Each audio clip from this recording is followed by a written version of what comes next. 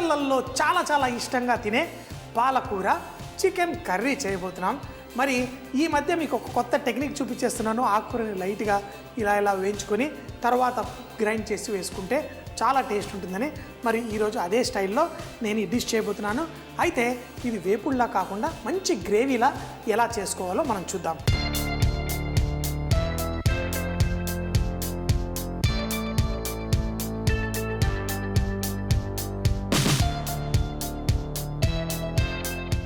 ఇది చేసుకోవడం కోసం పాలకూరని చక్కగా మనం చాప్ చేసేసుకుందాం. మరి పాలకూర ఏంటి, ఇలాంటి ఆకుకూరలు ఏవైనా మార్కెట్లో నుంచి తెచ్చినప్పుడు చక్కగా కడిగేసుకోవాలి. ఎందుకు అంటే ఒకటి ఆకుకూరల్లోనే మనకి మట్టి ఇసుక లాంటిది వస్తుంది. మరొకటి ఏంటంటే వాళ్ళు ఏమో పెస్టిసైడ్స్ పురుగు మందులు అవి వాడుతూ ఉంటారు. వాడినప్పుడు మనకి పురుగు మందులు ఈ పెస్టిసైడ్స్ కెమికల్స్ ఇవన్నీ మన బాడీలోకి వెళ్ళిపోయాయి అనుకోండి, అవి మనకి హానికరం చేస్తాయి. కాబట్టి మనం పాలకూర ఇలాంటి అంతెందుకు ఈరోజు పొద్దున మా ఆవిడ గ్రేప్స్ కడుగుతోంది. అయితే చూస్తూ ఉన్నాను. ఎందుకంటే ఇళ్ళల్లో మనం ఇక్కడే టీవీ షోలో కాదు ఇంట్లో కూడా కొంచెం ట్రైనింగ్ చేసేస్తూ ఉంటాం కదా. గ్రేప్స్ తీసుకొని అన్నీ చక్కగా ఒలిచి, ఎందుకంటే నాకు ఇలా స్టైల్గా ఒకప్పుడు తిన్నాం అలవాటు, కానీ ఇప్పుడు తిన్ను అలాంటి కొద్ది వేషాలు వేయను. ఎందుకంటే ఒకసారి ఈ గ్రేప్స్ పండించే పొలానికి వెళ్ళినప్పుడు చక్కగా వాడు విచ్చలవిడిగా మందు కొడుతున్నాడు. మనం వాటిని ఇలా తినాలి అంటే ఆ కెమికల్స్ ఆ మందు ఏది ఉంటుందో అది ఈజీగా పోదు.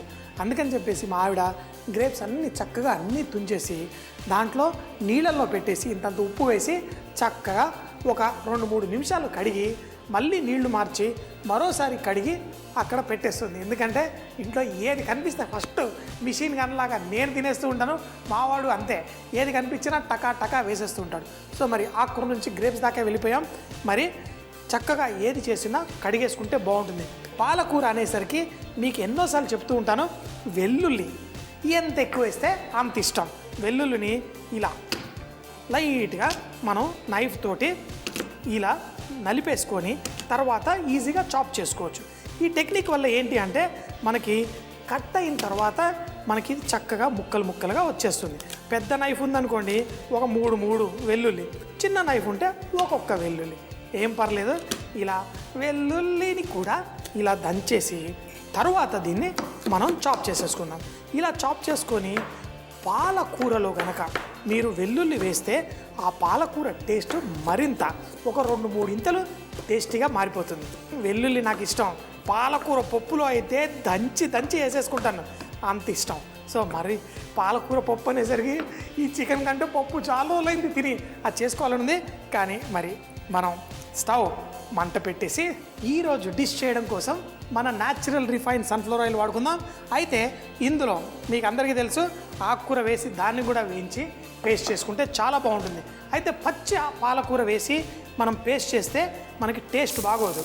సో కాబట్టి ఫస్ట్ వెల్లుల్లిని లైట్గా వేయించేసుకొని దాంట్లో మనం ఆకుకూర కూడా వేసి మనం ఫ్రై చేసుకొని తీసి పక్కన పెట్టుకుందాం. మరీ ఎక్కువ తీసుకోలేదు, కొంచెమే నూనె తీసుకొని దీంట్లో జాజికాయ, పాలకూర ఏ కూర చేసినా అందులో కొంచెం జాజికాయ వేసేస్తాను, భలే టేస్ట్ పెరుగుతుంది. వెల్లుల్లి వేగిన తర్వాత జాజికాయ చూడగానే ఏంటి నాకు పాలకూరలో కొంచెం అంత జాజికాయ పడిందంటే మంచి టేస్ట్. మరి జాజికాయ స్వీట్లలో వాడతారు, ఇలా మసాలాల్లో గరం మసాలాల్లో వాడతారు, కానీ ఈ ఆకుకూరలో వేస్తే కూడా మరింత టేస్ట్. దాన్ని మాడనివ్వకుండా ఆకుకూర కూడా ఇందులో వేసేద్దాం. మరి ఆకుకూర కూడా వేసి దీన్ని వేయించేసుకుందాం.